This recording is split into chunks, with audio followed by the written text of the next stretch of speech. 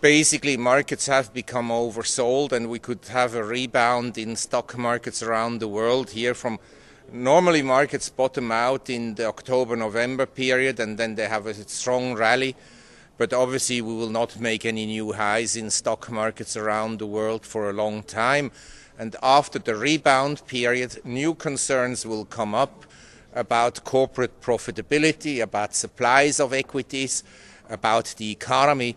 And so in general, I don't think that stocks will perform well. I think they can rebound here 10 to 30% depending on the markets, and then drift again towards the end of 2009 as the economy in the world deteriorates. In terms of commodities, we have to distinguish between different commodities, the agricultural sector, the industrial commodities, and precious metals.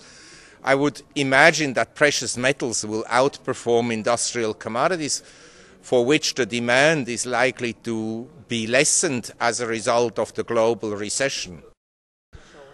Well, the financial crisis may not get much worse, but it may not get much better either. And what hasn't happened, if you look at the recession 73, 74 or 81, 82, we had very deep economic recessions in the world. This hasn't happened yet.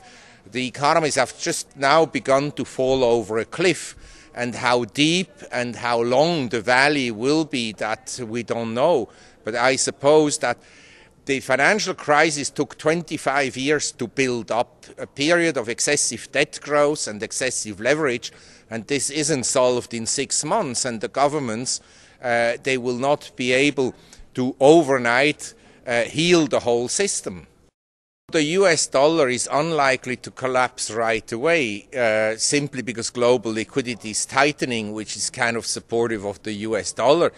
And the problem is that all the other currencies are not much better than the US dollar. In fact, near term, maybe the US dollar is a safe haven. Long term, obviously, I'm of the view that paper money will depreciate, that the purchasing power of paper money will go down, and that eventually paper currencies will be more or less worthless. I think that we've gone from $251 to, in 1999 we went up, and then we touched again $255 in 2001, and then we went to over $1,000 recently. Now we are around $840. I think we may drop to $700, possibly even $600. But long term, I would imagine that the price of gold will be substantially higher than it is now, probably with a few zeros behind the current figures.